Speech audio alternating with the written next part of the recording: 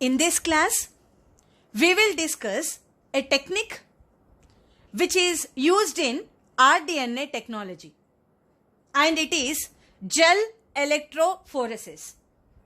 This technique is used to separate the desired DNA fragment or the gene of interest. Now let's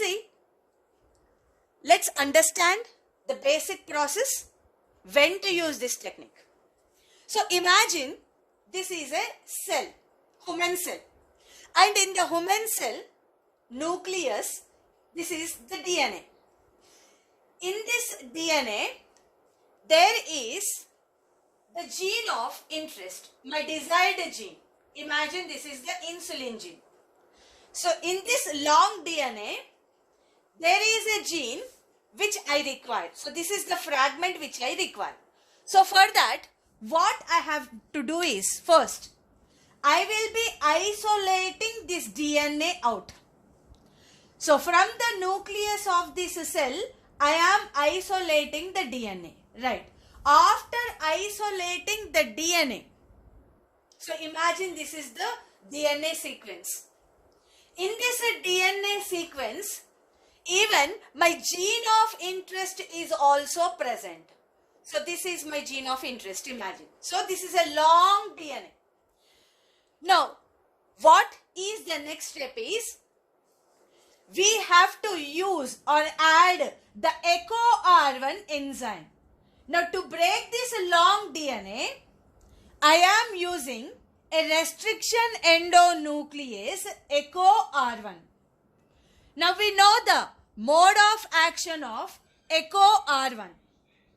It recognizes a palindromic nucleotide sequence GAA-TTC from 5' to 3' in both the strands, and it cuts between G and A. So if you can notice, here is the GAA-TTC, so here is a breaking taking place, and here also in the down strand GAA-TTC, so here is a breaking point. So as a result, what happens is the hydrogen bonds here broken. Now if we can notice, there is in this long DNA, there is one more sequence is recognition sequence is also present. GAA-TTC 5' to 3', and in the down also you can notice the same. So it is cutting between G and A, G and A. As a result, the hydrogen bonds have broken down. Now, because there are two recognition sequences, this is a linear DNA, long DNA, two recognition sequences are there. So after breaking, how many fragments are obtained? How many pieces are obtained? So after this long DNA is broken down by using EcoR1, 3 fragments are obtained. So this is the first fragment. So which you can observe here. So this is going to be the first fragment. So this is the first fragment which I have highlighted with this diagram. So this is the Z-shaped fragment which you are seeing. So this is a second fragment. And this would be what? The last one is, this would be the third fragment. And what you can notice is, in the first fragment there is only one sticky end. In the second fragment, at both the ends are sticky ends. So sticky ends are present on both the sides. In the third fragment, the sticky end is only one. So imagine we got 3 fragments. Now what is the next step? The next step is, by using this gel electrophoresis technique, we will be separating the gene of interest or the desired DNA fragment. So imagine out of these 3 DNA fragments, this is the gene which I want, or this is the gene of interest, or this is the insulin producing gene. Imagine. So the next step is what?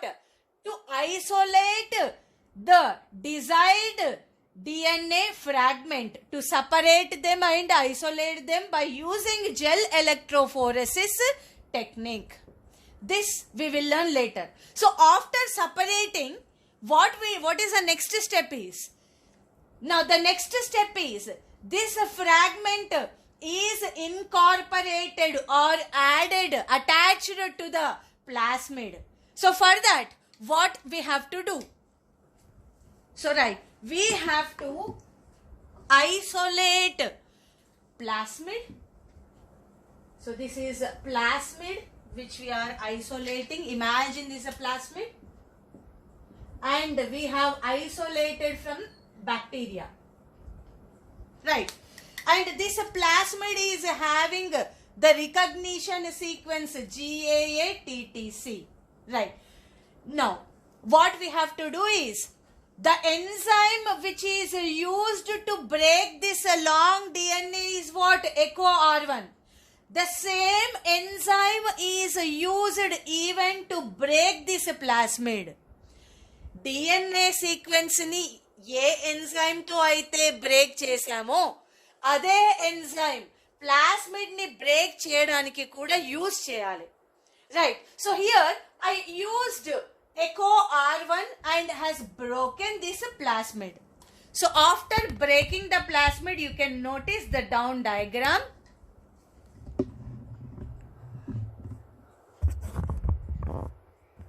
So right, you can notice this plasmid has broken down.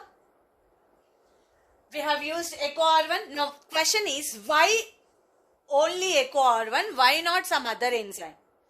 So if we use EcoR1, then only what happens? Sticky ends are produced. Now these sticky ends can easily bind with this DNA fragment on both the sides. So this is the gene of interest. So this gene of interest or DNA, desired DNA fragment, I have to insert in the plasmid. That means what? Along with the desired DNA fragment, even plasmid should also have sticky end. Then only this end will bind with this part. So this end will bind with this part, and this end, this sticky end will bind with this part. So that is the reason why whatever enzyme which we are using to cut the DNA fragment, long DNA, the same enzyme should be used even to cut the plasmid, because this generates sticky end. So sticky end and that complementary nucleotide bases here and these bases here will easily bind, and what happens? An rDNA, recombinant DNA is formed. So here imagine I have inserted this DNA fragment, the Z-shaped DNA fragment, the middle one. I have inserted here, so you can observe. So right, so this is what, and how is this fragment binded with the plasmid? By using the DNA ligase.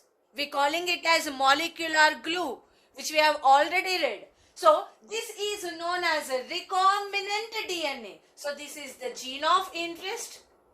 So this fragment inserted here, this is the gene of interest, and this is the plasmid DNA. So that is why now this, DNA is called as recombinant DNA. It is a combination of both the plasmid as well as the gene of interest. So to produce our DNA, which kind of enzymes we have used? We have used EcoR1 to break the plasmid and even to obtain the fragment, desired DNA fragment. And what is the second enzyme which we have used? To bind the DNA fragment to the plasmid, we have used DNA ligase. So, to obtain a recombinant DNA, what sort of enzymes are required? So, the enzymes required are restriction endonuclease as well as DNA ligase. So, this is my goal.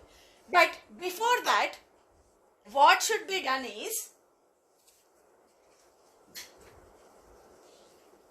if we have to insert the desired DNA fragment in the plasmid, first should be done is to isolate the desired DNA fragment.